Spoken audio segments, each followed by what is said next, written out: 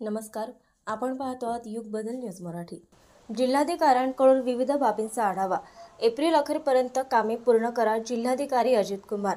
जिल्ह्यात कुठेही पाणी टंचाई उद्भवू नये यासाठी सजग राहून आवश्यक उपाययोजना कराव्यात। या अनुषंगाने सुरू असलेली किंवा प्रस्तावित कामे एप्रिल अखेरपर्यंत पूर्ण करावीत असे निर्देश जिल्हाधिकारी अजित कुमार यांनी येथे दिले।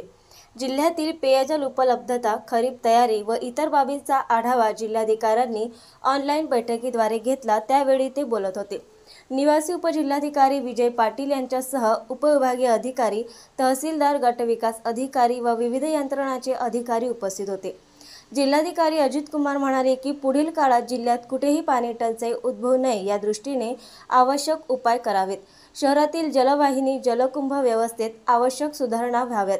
दुरुस्ती करताना पुरवठा बंद झाल्यास नागरिकांना त्रास होतो, ते टाळण्यासाठी उपाययोजना कराव्यात।